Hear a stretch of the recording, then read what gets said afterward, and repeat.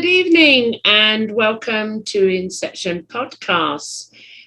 This evening, I have a very special guest. I have called in the Prof, but we'll get to him in a minute. You can find Inception Podcasts on the Forbidden Knowledge News Network. And you all know by now, there are some amazing, amazing creators on there. The Forbidden Knowledge News Network. Go over there. There's something for everybody. All different areas are covered. And this is where you'll find me and my amazing guest.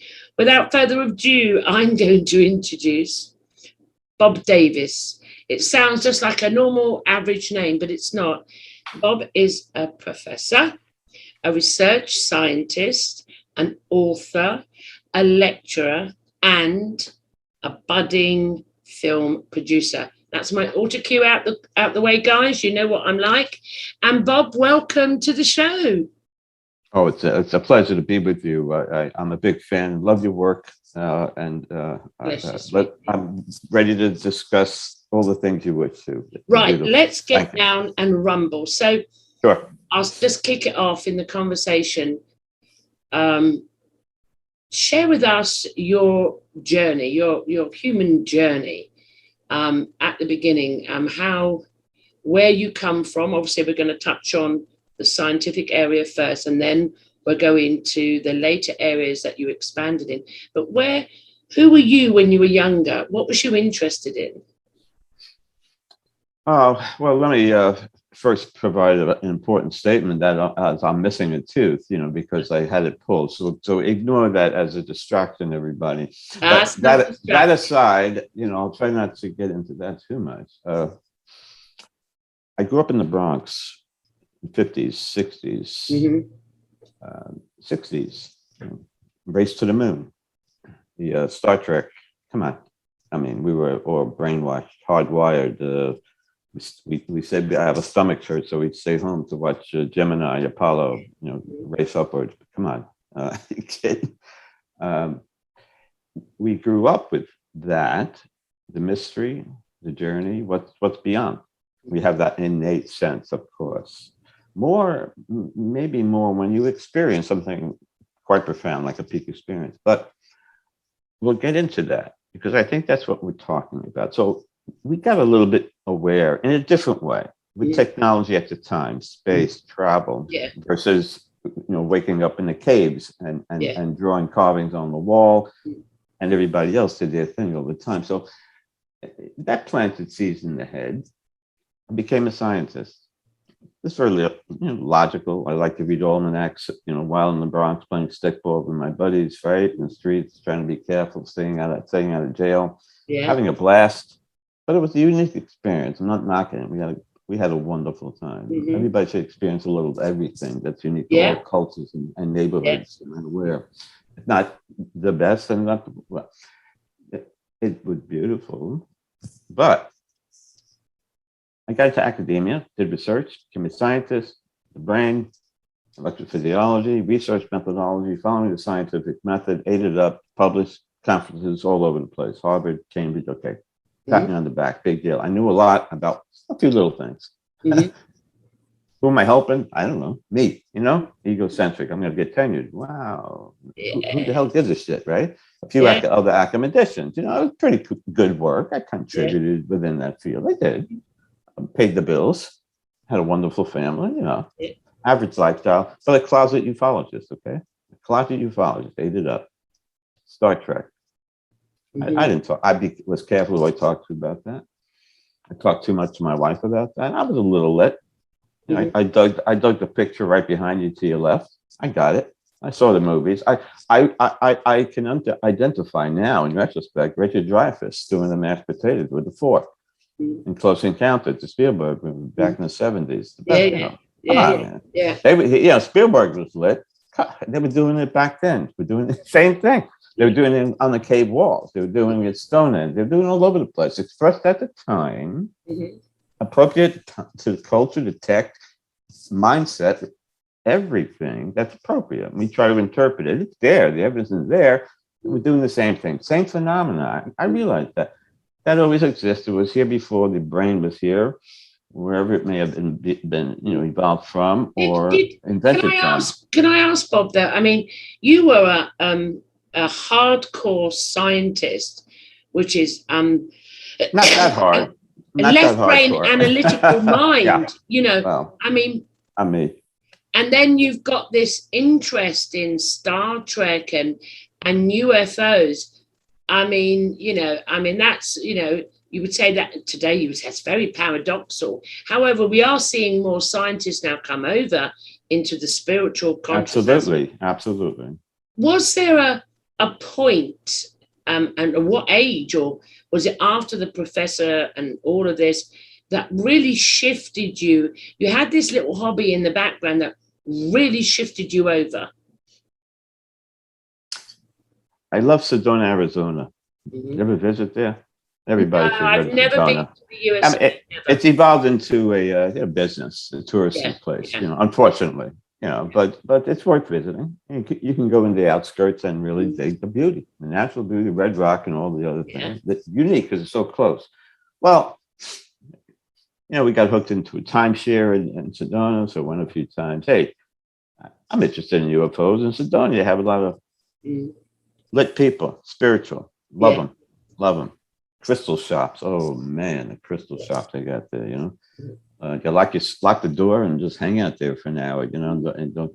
Anyway, okay, let's go for a UFO. $100. Let's go. Tom Dongo. After about an hour or two, he's telling me stories, showing me UFOs, plasma-based lights in the sky, pictures. Yeah, very interesting. You see them today, all over the place. Interactive aerial phenomena. Mm-hmm. He said, Bob, here's the binoculars. Check that out. All of a sudden, an orange orb, stationary. And then a minute after I was watching it, not sure what it was. I'm figuring out left brain, geophysical, atmospheric. But then, bada bing, another orb exactly like that emerged from behind it or from within. It's hard to tell. Couldn't estimate size or distance. It was a distance away. 5-10 miles at night. It seemed big, but again, I'm estimating crudely. Wow. Went home. What the ape did I see? Interested in UFOs. That's unidentified. Could be unidentified. I just saw a UFO. You came to the realization. You just, a little bit more. Wow. You start asking more questions. You feel it in here. What the? I didn't feel anything else. Not a close encounter of the third, fourth, fifth kind. I don't want that right now. I'm doing a documentary, consciousnessfilm.info. That's where I am right now. Check out our website. We'll get there. Yes, we'll get there. Indeed. It's a long journey, but kind of personal and quite interesting to me. All right. I'm in academia. I had enough of this shit. Left brain scientific method, which is great. We need it. But it biases you. At least I'm smart enough to know. Don't stay locked in that's objective. It's very valuable. Believe me, it is. Be more flexible. Incorporate the subjective. That's where I come from. The science of the subjective. Spirituality. Call it whatever you want. I don't know what it is. Consciousness, lifting up. Well, it's all the same thing. We had the light workers of whoever they were called back in the Bible. I don't know what they were called. Shamans of whatever, a tribal, I don't know, spreading the word. The curious mind, the seek. We know that. There's truth seekers. But you need them. And we enjoy it. And that lifts us up all the more, thanks to people like you. The service you do is beyond, you're a light worker. Bless you. Bless you, dear. We need more of you. That's the problem. I think one's enough of me. No. If everybody was like you, well, I don't know, but we'd be more lit, more collectively aware, which is what it's all about. I think. Other people disagree, and that's fine. We'll teach it on all that stuff. Anyway, where was I, dear? I was talking about. You digressed, right? So get me back on. I'll get you back on track. So you went out. You went to Sedona. This hardcore scientist with a little interest, right? And you saw a UFO. So there's your first experience. What came next? Okay, so I'm locked in academia. Wasn't happy. I had enough. I had enough. Enough of the people, the weather, the cold weather. It was crazy. Some good friends, but limited. And now I'm having the time of my life. Why? I'm more spiritual, more awake, I think. And the fact that I think, that's what it's all about. So I wrote a book. Right after I got my ass out of the academia, I wrote a book, moved to Florida, and oh man, beautiful. The UFO phenomenon, should I believe? Okay. Did the radio show, sold a few books, a cup of coffee. You don't make any money in this business, of course. And I didn't care about that. Share my thoughts about something I was personal, using my left brain. Yeah, hold on. You can say I don't give a shit or fuck. It's perfectly fine. So don't. Okay. so the BBC doesn't, it's not behind your shoulder, right? Well, they more likely do. And thankfully, that's one good thing about the internet and such. Yeah. And it allows us. You wouldn't otherwise be allowed to talk to people. Look at your subscribers. Yeah. Hold on, we've digressed again. Okay. Right. I apologize. I wrote a book, Logical Left Brain, did all the shows. Became a member of the Dr. Edgar Mitchell Research Foundation. Okay? Dr. Edgar Mitchell, Apollo 14, 6 persons walked on the moon. Yeah. Died. He founded the Institute of Noetic Sciences. He had an epiphany. He's had an overview effect. He saw the earth from above. Okay. We did a study of experiences. It was published in the Journal of Scientific Exploration. I wrote it, Left Brain, with Dr. Russell Scampone, Dr. Ray Hernandez, Dr. Rudy Shield. But thanks for Ray Hernandez. I don't know if people know him, but they should. Greater Reality, a book's coming out about all phenomena. Yeah. People should look at that. I'm giving a chapter on some of what I'm talking about and where am now. Yeah. Okay, so that should come out not long. Greater Reality, collection of pictures. Anyway, wrote a book. We did a paper. It's talking about interactions with people and particularly UAPs, unidentified area phenomena, and their occupants. People said it's largely like an out-of-body experience. Mm-hmm. They float up to a matrix. They interact with another intelligence. Mm-hmm. The qualitative evidence we got and the quantitative response to 600 questions. I could bore you to death with the results, but it's in the article. Mm-hmm. In 2018, March or April issue, it's there. I could send it to people if they request. Often overlooked. We're talking about a spiritual event. Mm-hmm. Okay, with over 3,200 individuals. Mm-hmm. Some are nut jobs, right? But 3,200 individuals and 85% of them saying essentially the same thing. It's a beautiful experience, wonderful experience, interaction. The first 1, 2, 3 times our socks are knocked off. Our tea or coffee is going to taste very different tomorrow morning, right? Anxiety. I need Xanax. Who do I turn to? Because they're going to tell me I'm a dissociated, right? So they stay locked in. We know the situation. Yeah. They don't talk, and it gets worse. Mm-hmm. I see it would help bring them out to communicate it. That's another issue. But I forget where I was. So, because you digress. Hold on a second. I'm going to stop you. We're fine where you were when you did this research paper and when you did all this work. It was with the Free Foundation, the Dr. Edgar Mitchell Foundation. You'd already had this interest, and you'd already, you've seen your UFO. When you were collating this evidence and hearing other beings experience, what did that do to you? Because you were really a bit of a loner at first, in this field. How did that affect you? If you've got all these, these thousands of people saying, yes, I've had this experience, it was like this, it changed my life, blah, blah. What did that do to Bob at that point? You ready? Well, I'll tell you, it was a challenge, a personal challenge, because you're talking to a nerd who likes to read almanacs, okay? Fact and figures, objective, left brain. What it says on paper, especially if there's evidence, right?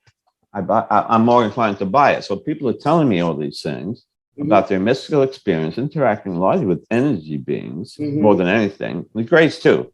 Energy beings, which are hard to describe, but a being, okay, we'll get into that. But it's hard to be objective because I'm trying to write a paper. Okay, this is what they're saying, consistent, 85% positive, they're more spiritual, more humane.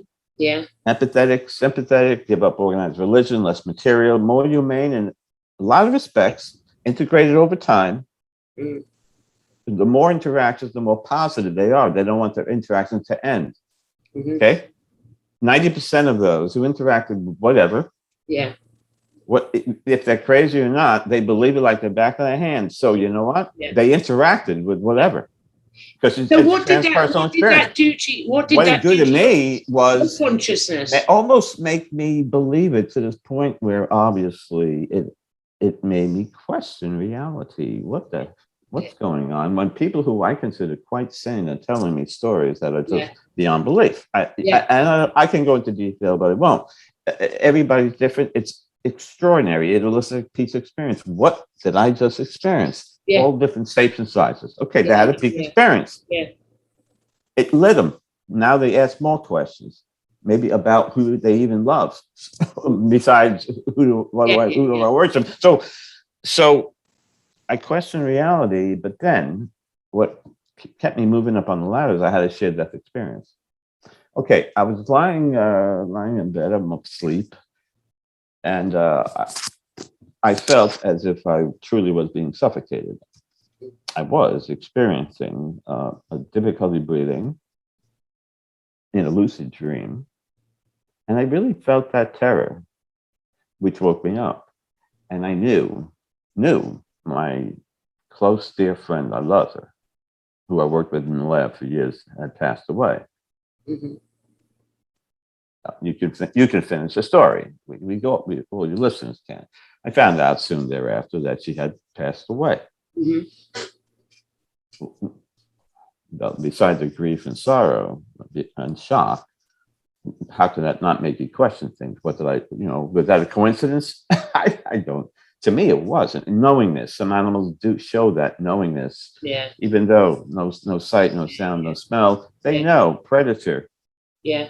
We have that skill. It's not cultivated, but I'm coming to the realization through talking to these people, they develop a knowingness. So you see another awareness level. Yeah. Maybe it's brain. Maybe it's interaction with an external force. Maybe we don't know. Let's get that on the table. I don't know. I'm going to I know what you're doing. You're a professor, so I know where you're going, and I promise to pull you back. Right. So when you experience what we call a precognition of a death of a loved one, and obviously you had that, and then obviously they'd passed, you then questioned even more your reality. Like for a scientist, you can't prove this. Maybe we can today, but say back in the day, you couldn't really prove this via, you can't take it into the lab and test it and blind test it and this test it. So that really must have had a massive impact on your psyche for you to then experience, open up more. Well, I always say, I've always said to people, they say that I saw a UFO, but nothing happened. And I say, trust me, something happened. The next stage is coming. And it normally comes with what one deems as a psychic gift of some description. So you got that with precognition of a loved one's passing, yeah?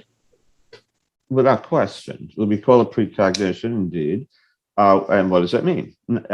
Shared death experience don't happen often. It happens. We can't rationalize it. Newtonian physics can't explain it. Left brain, I struggle with it. Quantum physics does explain some of it, but it makes more sense in Newtonian. What did I do with it? What would a left brain scientist, a nerd like me, curious son of a bitch, but struggling with the left little here, when I play guitar and no music, just notes, and I left brain, right? Okay, where's the soul? The good performance had the soul in it. Yeah. Put some music on the notes. So I wrote a book. What else is a nerd going to do? Life after death, an analysis of the evidence. You see what I mean? Yeah, you get it? I like to write. You don't mind, but scientifically. So it's dry. It's like an intro to life after death. It's written to the academicians. Yeah. But if you like facts and it's all there, from reincarnation to mediumship to ESP experiment. I can go on and on. We can talk for hours. You want to have a documentary series? We could talk for hours. The evidence out there. ESP is real, everybody. Yeah, it is. ESP is real.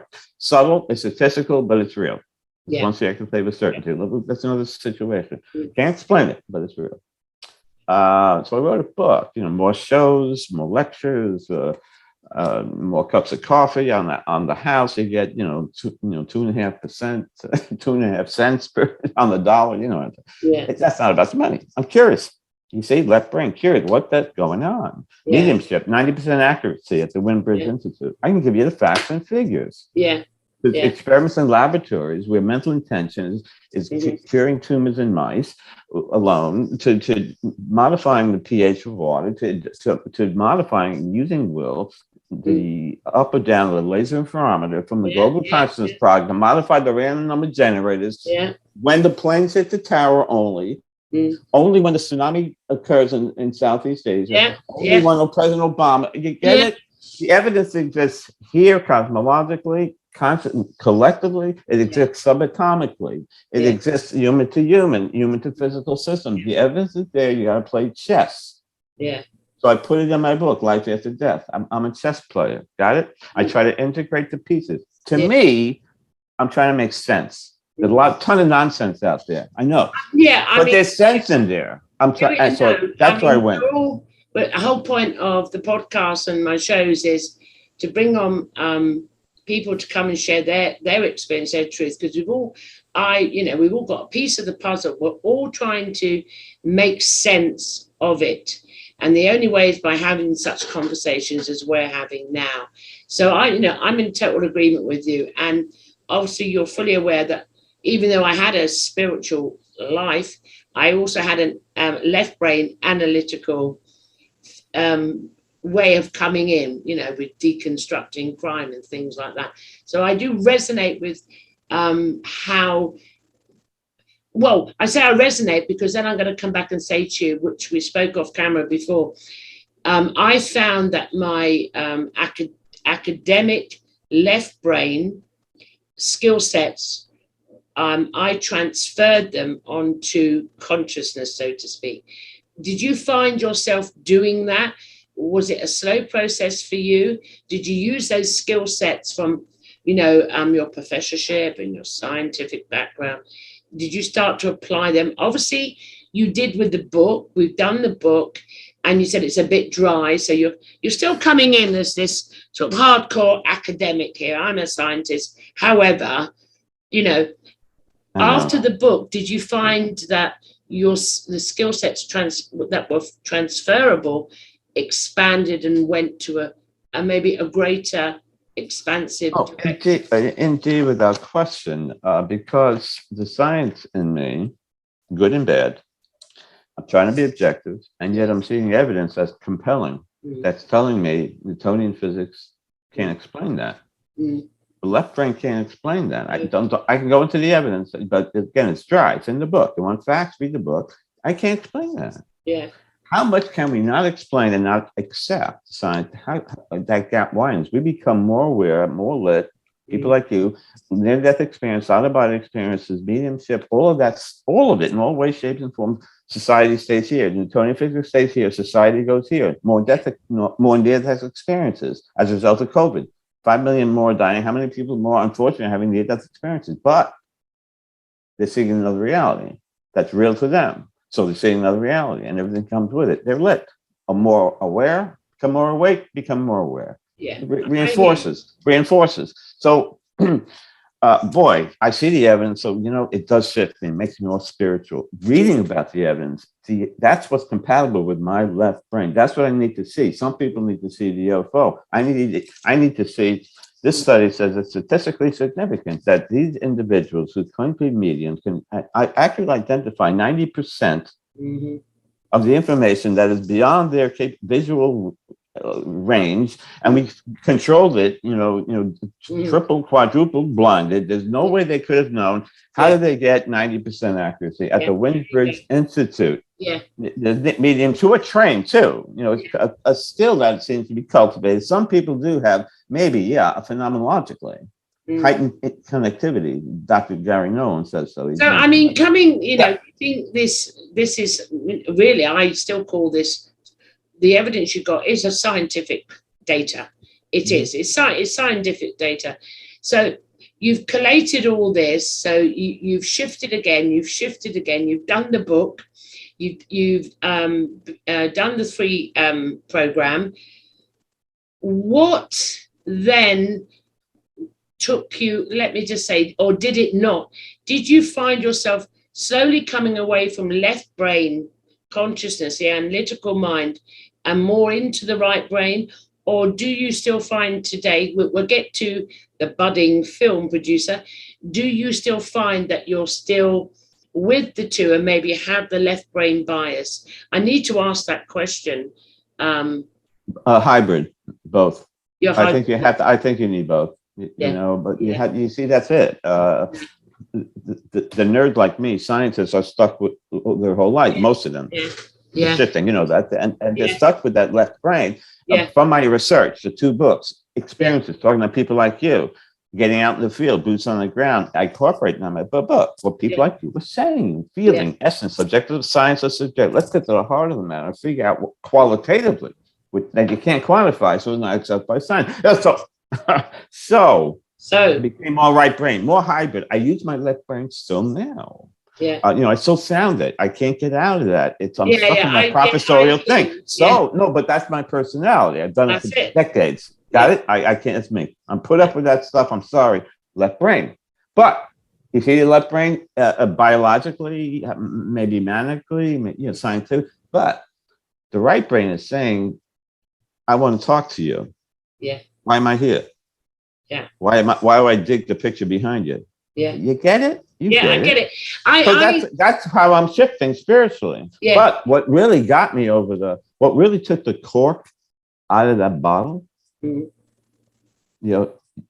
UFO, the shared death experience, the research, left and experiential, subjective, which is right brain in a way, integrating it, becoming more balanced, hybrid, and the cork is coming out, and then it really exploded. I think it really came out. Got a long way to go. How did it come out? Okay, I'm giving a paper.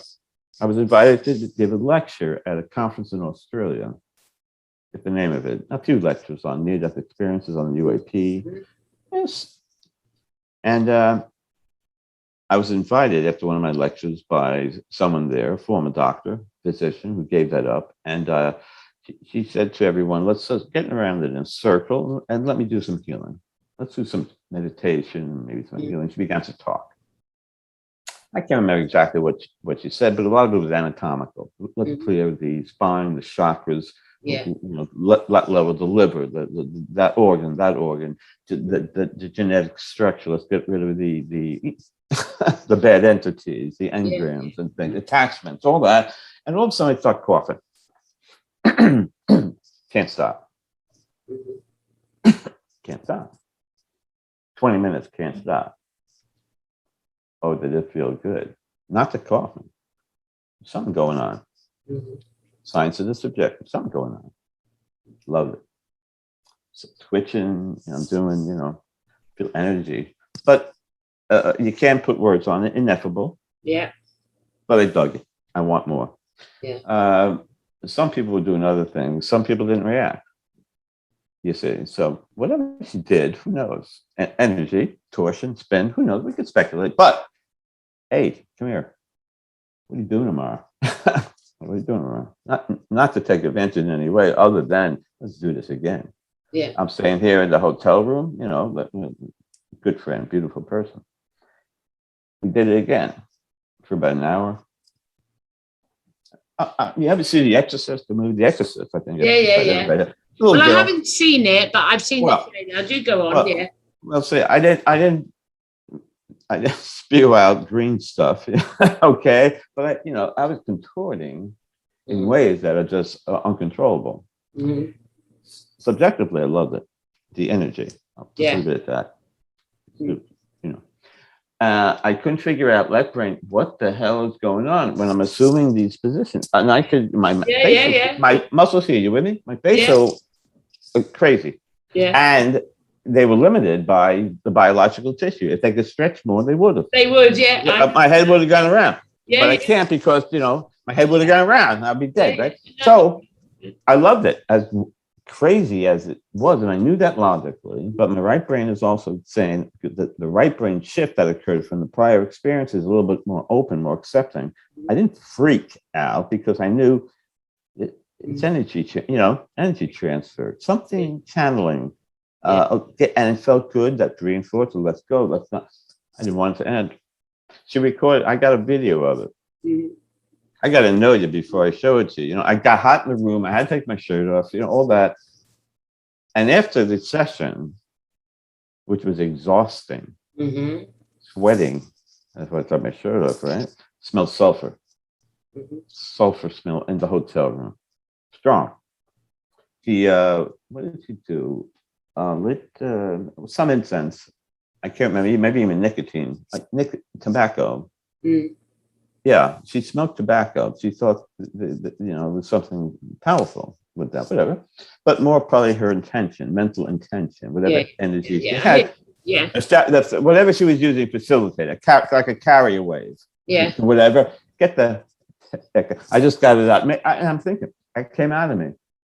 There was some dark crap there that had no business being with me. You motherfucker, you stay away. But we probably all got them. Not that I'm more lit, but I think we all are a little bit higher up. We all got a long way to go. It's only 2021, but let's dig it, take advantage of it. How does all of this science and experiences combine, the physical, the subjective, integrate it to enhance human potential? And that's where I'm coming from. Got it? Use the science and the subjective, physical, to enhance human potential. We need more research, all of that. We need more discussions like this. Bless you. Bless you. If you want me on any show, get me a cup of coffee and just. I'll get you a cyber one. I want to. A Kundalini experience. Before we don't want to digress again. I want to sort of come back to how you were expressing about your body. I've seen many videos of energy shifting inside individual Homo sapiens sapiens. Some it's hardly noticeable. The moving, others is like contortion and going like this. And it's you can say the energy, you can call it chakras, you can call it whatever you choose. And the energy shift, like old energy that no longer serves, it could be anything, and multiple things of trauma, of beliefs, of concepts, blah, blah, blah, blah. But I'm aware of, and I have actually seen on video others, and they've contorted that as they were going through the energy. I know with myself on a few occasions, it wasn't so drastic, but I was aware my body was moving by itself, but I felt so fucking good. I was on it. On it.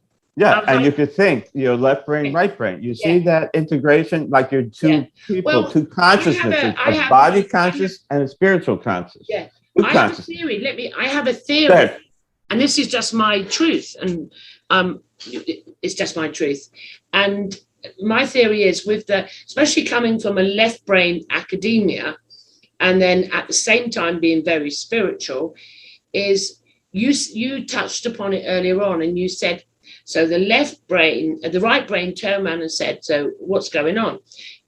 I'm very similar to that. And I see what occurs. My truth is the right brain consciousness starts to talk to the left brain. Well, it's always been talking, but the left brain starts to hear. And there's a mergence between left brain frequency consciousness and right brain frequency consciousness. And then they come together and start to communicate with each other. And I come via that way, because I do come from quantum physics as well. Well, you know what? You know what? That's the best answer I can come up with too. Guess what? You understand me? Yeah. It's the best answer I can come up with too. Beautiful. Yeah. Where'd you come up with that? You're darn right.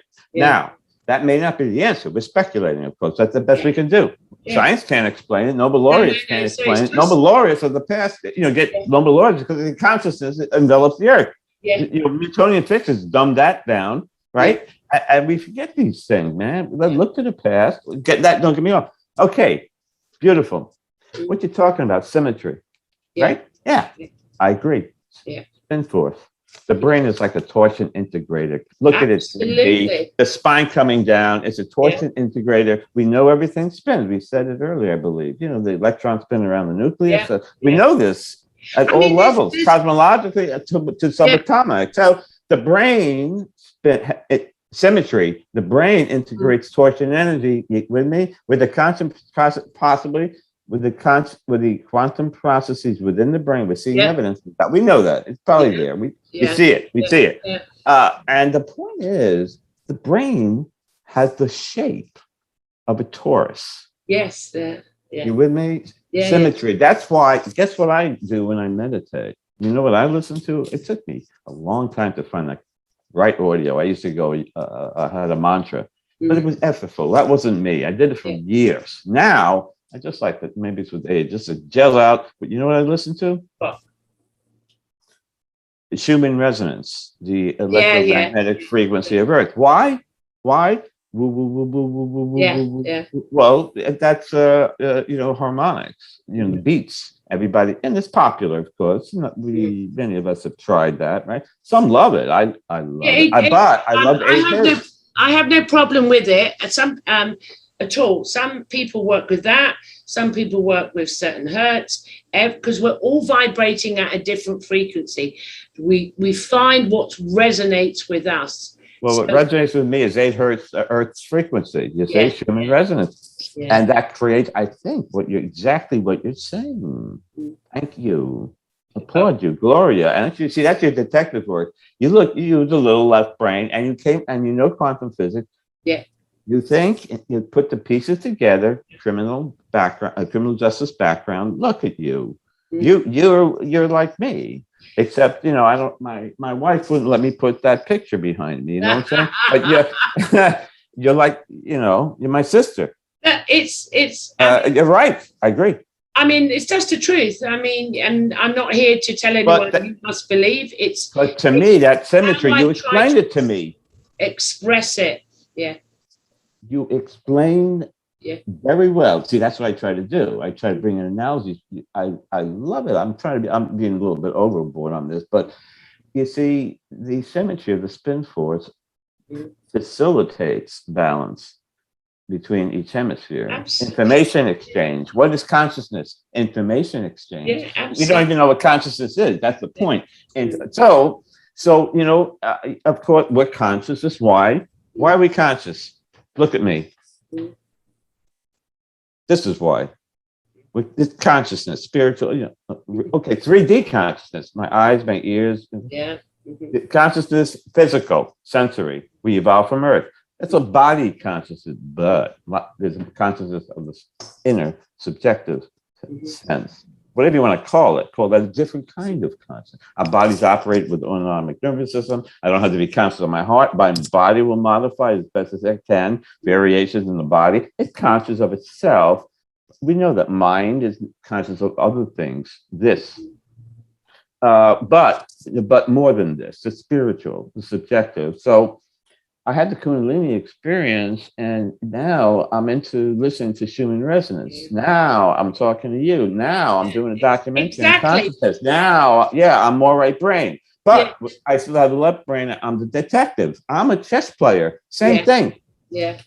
It's a case of, and I think, where the academia does help is with academia and spirituality. I suppose coming from, my life of crime, I know I'm not a criminal. Not a life of crime. And you may want to around people in the youth justice system and victims of serious crime. Of course. Thank you for doing all that. It's a case of, that's how them skills, I transfer them. And I think, well, okay, I need to deconstruct what's going on. And obviously, quantum physics was the one for me that really was scientific. I needed scientific proof. of some description. And then when I first got into quantum physics, it was like I knew it. It was so easy. You can another field. I would try and learn it, and I was like, "What the fuck? I can't get that." But quantum physics just resonated because it helps explain your perceptual experiences. It helps explain your ESP because it helps explain your knowingness, your unique ability. Yeah. Because we may very well interact again with maybe a torsion energy serving as a carryaway for light energy. How many paintings do we see in the past depicted religious texts, folklore? We know that the light coming down, it's all over the place. Light energy, biophoton. You see, we're catching up because we have technology, neurosciences showing light energy from the brain, biophotons, light, emissions from the brain at the DNA and cellular level, and plasma energy. It's ionized gas. It comprises the universe. Don't get me started. Quantum processes. Plasma. I could throw science in. That's what but I don't want to go there. Obviously, help support. We can communicate with that energy. Okay, light energy. I think with quantum physics, it allowed me also to understand not only what I was doing, like mediumship or blah, blah, blah, or channeling or whatever, or experiencing with ET contact. Yes, indeed. It allowed me to understand this reality that seemed to be fixed and solid and permanent, and it seemed to be separate from me, the observer.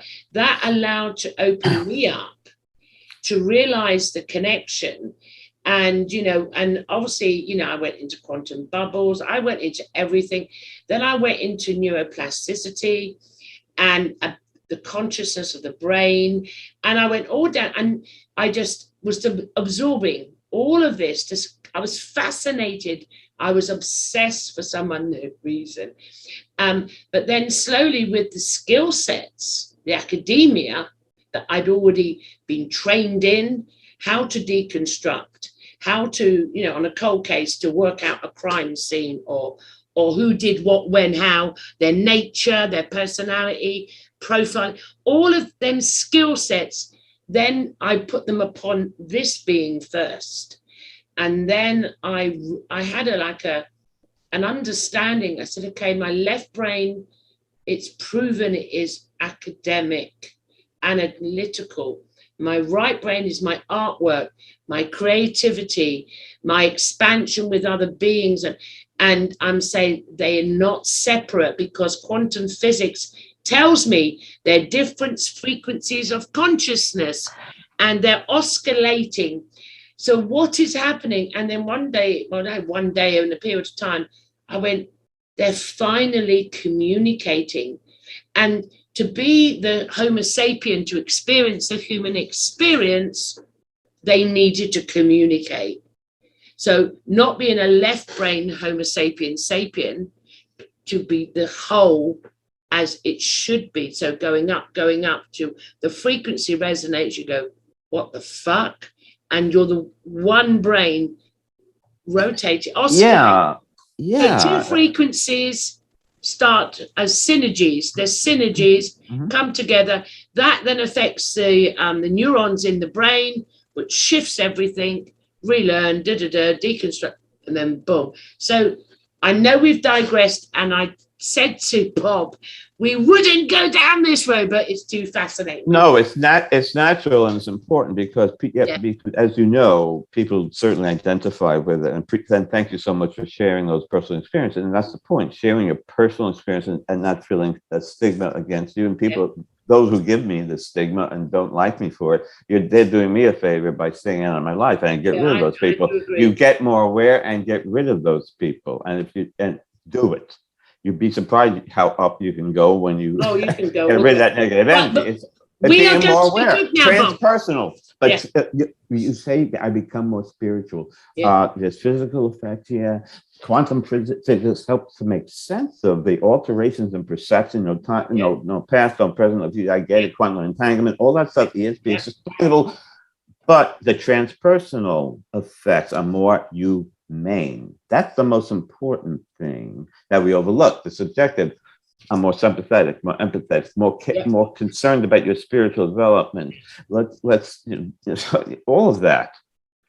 Loving, caring, maybe having a divorce because I get it now. I'm aware you really don't, and it creates problems. Let's not face it. Let's face it. I should say it's an emergency, transpersonal event. But our left brain, when we're confronted with such an extraordinary, I like to call them a peak experience, when we're confronted with it, wherever it comes from, we question it with our left brain.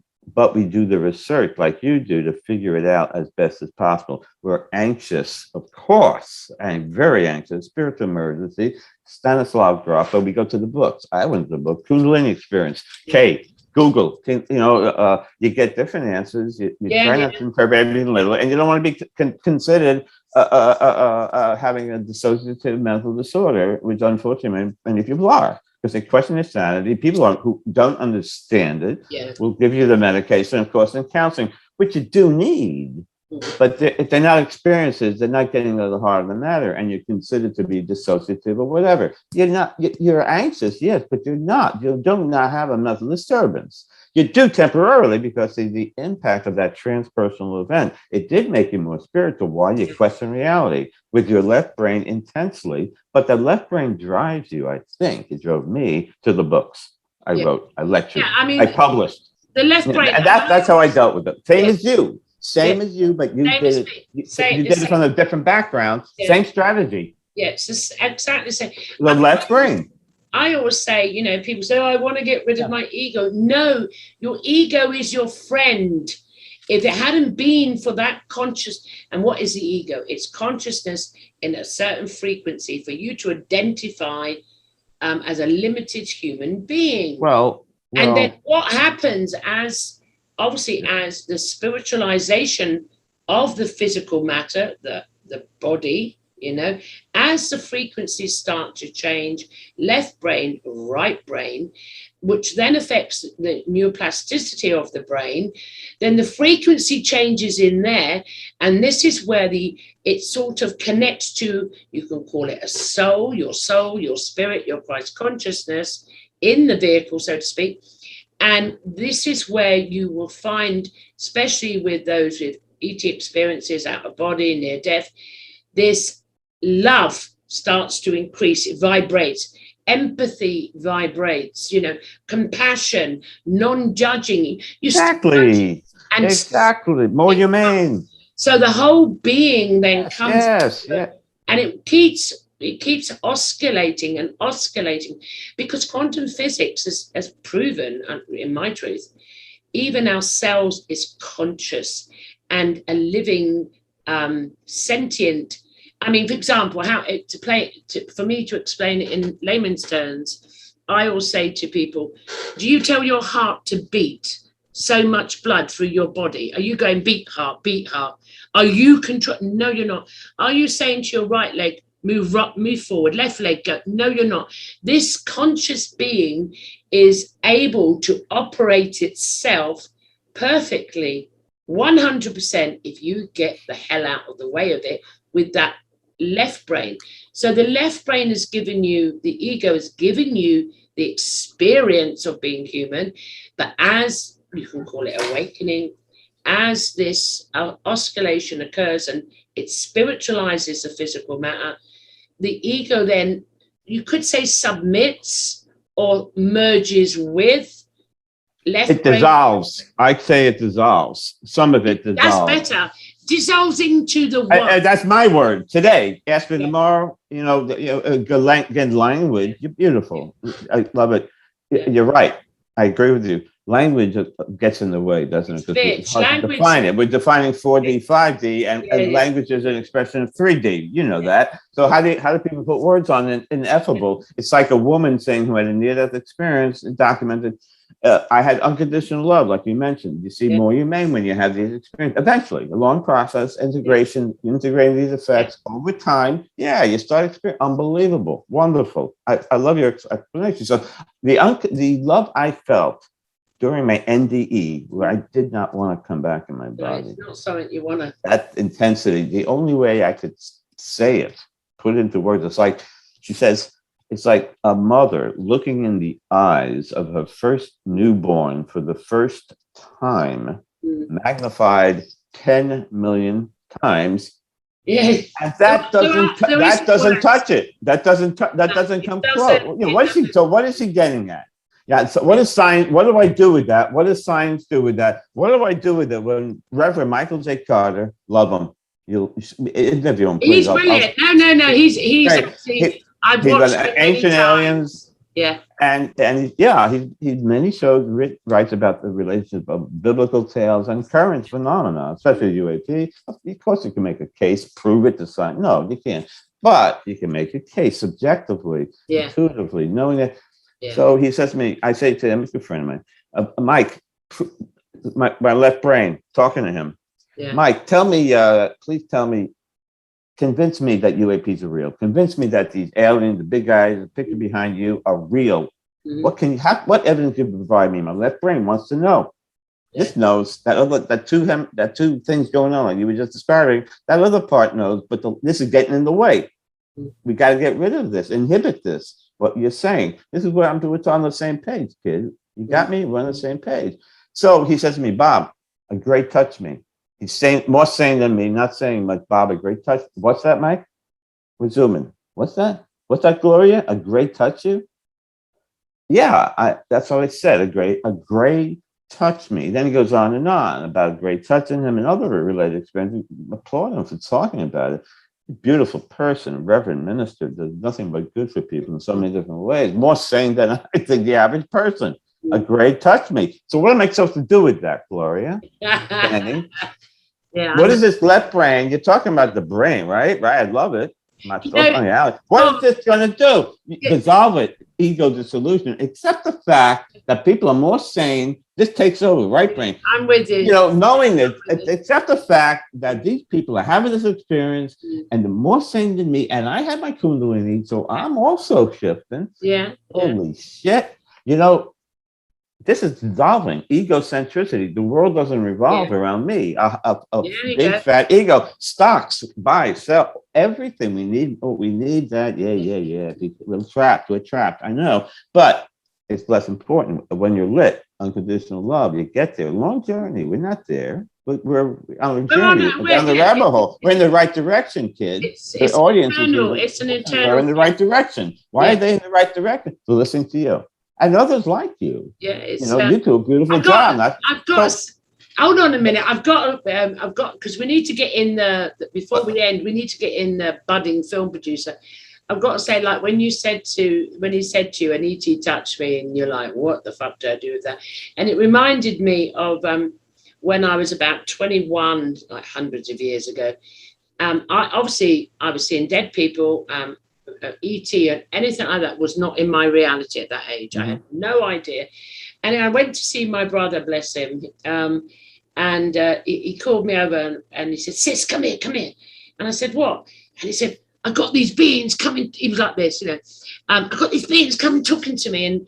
And obviously him, like me, was diagnosed with schizophrenia because we'd seen dead people, obviously.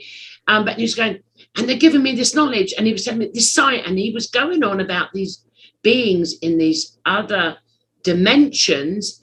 And I stood there and I was thinking, what the fuck is he talking? He's mad. Not even using that discernment. Well, I'm talking to dead people, and spirits, and I'd gone through walls, but thought it was just normal. So, and then I couldn't grasp and go, what are you talking about? But then slowly afterwards, and it really wasn't till after he passed, I said, he kept telling me. And then at the right time, I started, oh yeah. And I find that when I hear other people relay very similar experiences where you're told basically, this is a fact.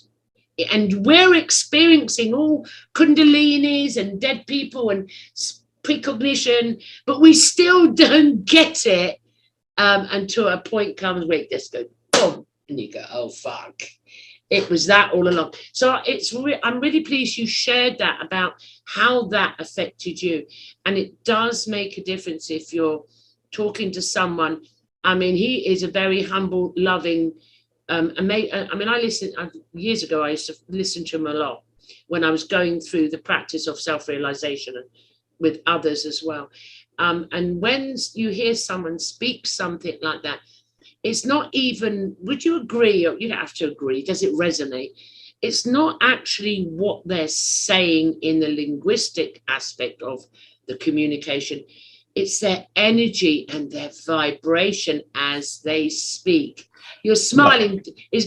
Look, I just interviewed people during a CE5, a Close Encounter 5, with my co-producer Dave Beatty, okay, with Mike Berg and Darby Ranch, Dade City, Florida. We interviewed people who interact with beings, with UFOs.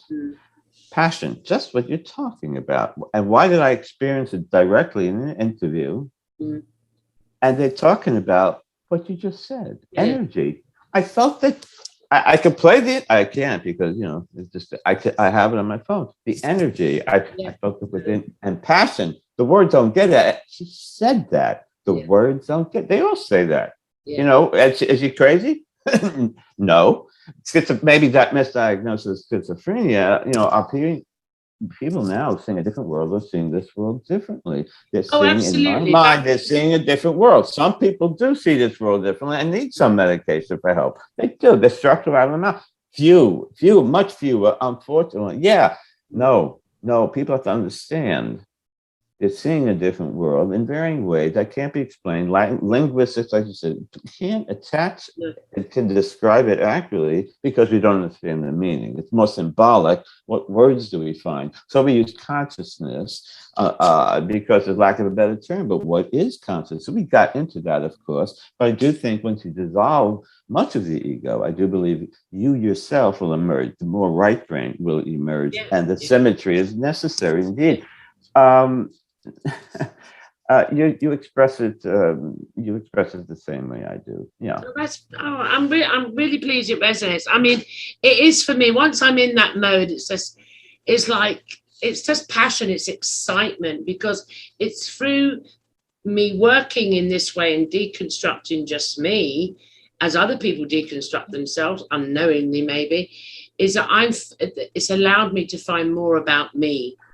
And you know, all about me. It's all about me. It really is all about me, and it's all about you, and it's all about, because this is my reality. Well, now the world. Now you revolve more around the world. You're more sensitive to the matters of the world, the people, the cultures, the ecology, obviously from above, like an overview effect. You're now seeing from above, like astronauts who have an overview effect. Dr. Edgar Mitchell formed ions because he had a peak experience, an epiphany, elevated, but William Shatner just went into space. He had a peak experience, so he cries. That's real Star Trek.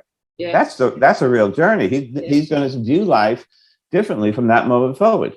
When I get a trigger in the form of NDE, OBE, UFO, I'm triggered. Cross out of the bottle. I'm more aware now. So we have to, and we go up. So synchronicities help too. Synchronicities reinforce young timing and meaning.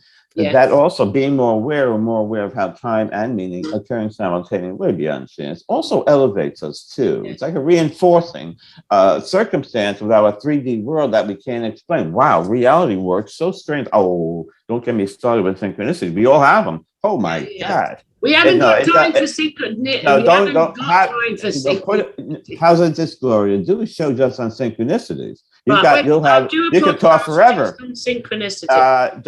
It's like a guy named Jared Diamond, a student, well documented, good source, real good source. Here's an example. Could be chance, but I don't think so. He wanted to contact a guy named Jared Diamond for research. He decided against emailing him, researching him to incorporate him. Okay, he decides instead to go to Indonesia, goes on a long trip. He takes 2 boats 29 miles away, puts his name in an Econo Lodge. Right above his name in the log book is, of course, Jared Diamond. turns around, there he is. Okay, it happens a lot. I could win a $10 million lottery too, and it happens. I mean, strange things do naturally happen, but that maybe, but reality is different. We can go on and on. What message, meaning, how do I use that information that me is receiving, not the body, me? And we have to understand how reality can operate in unusual ways, in ways we don't have never taught. I mean, we never see you.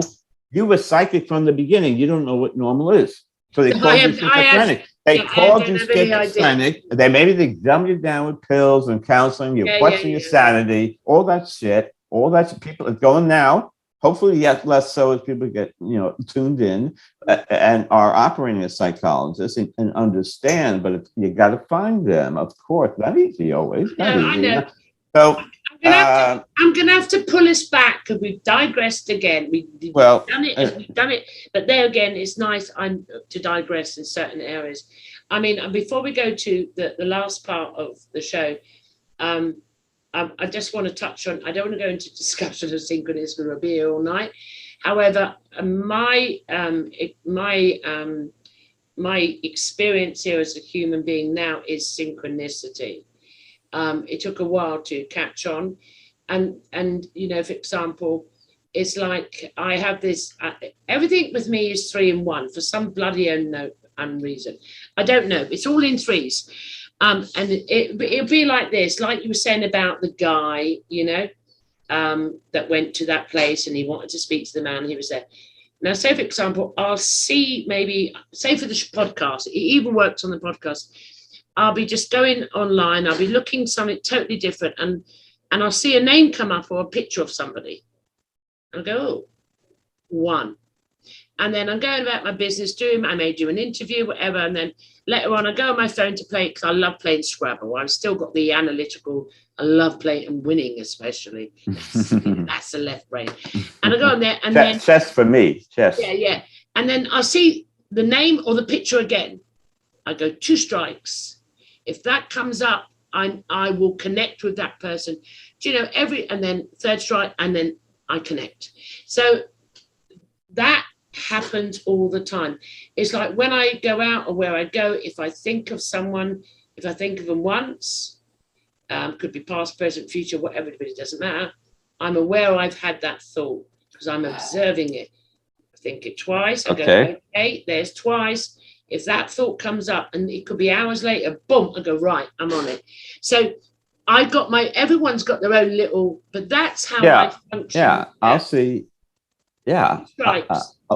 Example along those lines, synchronicity. I'll see something very meaningful to me, like a bee on a flower. Yeah. At the same time, I'm listening. Butterflies. Yeah. It was a butterfly in a flower, and I'm listening to the song "Butterflies," a beautiful song I love. Folk singer. Then it has meaning to a person. Yeah.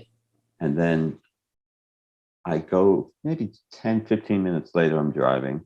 Mm-hmm. The first car I see, the stop sign, I'm serious, was a 3-letter name of the person that the butterfly represented to me. Wow, yeah. There you go. Yeah. Now, that's it. That's it. You don't need to say anymore. Don't need to say anymore. It's said. That we've touched on synchronicity. We both give 2 examples. Now, we're coming to the end of the podcast. So the last part of our conversation is you're now a budding film producer. You're working on a film now? Yes, I am. Does it have a title? The Consciousness Connection. Consciousness Connection. And the website is consciousnessfilm.info. Yes, indeed. Okay. And you are co-producing with another? With David Beatty of Dreamtime Entertainment, who did the Nimitz Encounters documentary. He produced it. He did it all. About 7 million views already on Netflix. I think it's on Amazon Prime now. Yeah. And there's also a trailer on our website, and as awkward as it. Yeah, okay, continue, please. Okay. Yeah. Well, before I close the show, you've mentioned your website, so you can sell your wares. So if someone's interested in your books, where can they find your books? On my website, bobdavisspeaks.com, bobdavisspeaks.com, and it's certainly on Amazon. Okay. My last book, Unseen Forces, The Integration of Science, Reality, and You, that was, the documentary is based on that in part, the peak experience and the things we've talked about. Yeah. Okay. And lovely. And so anyone that's interested, anything resonates with you in the conversation I've had with Bob, we did digress a lot, but that just happens because we're both interested in similar things. That's what you get for being human and coming here. But no, seriously, if you're interested, search up Bob's books, look up the trailer to his film, go to his website, and see what it might take you further down the rabbit hole, and you'll have a wonderful journey. I'd like to thank you, Bob, for coming on the podcast. It's just been awesome, absolutely awesome. And it's made me smile a lot. And it really, because it got into my, we all got our hobbies or passions, and that's obviously I've expressed mine this evening. Consciousness is my passion. So, but, I love hearing other beings' journeys of how they came to this point. And to help others that may be watching this, that are at the beginning or in the middle or 3/4 in, it doesn't matter, but to support them. You're not alone. There are others, like you out there. No one is more awake than anybody else. We're all having an individual journey. However, we're all coming together now to share our personal individual conscious journeys. So on that note, thank you, Bob, so much. And to the audience, thank you for supporting the podcast. Please like and subscribe, and you'll find this podcast on the Forbidden Knowledge News Network, which is absolutely amazing. It's the best. It's an amazing network. So thank you, everybody. Until the next podcast, bye for now. Bye, guys.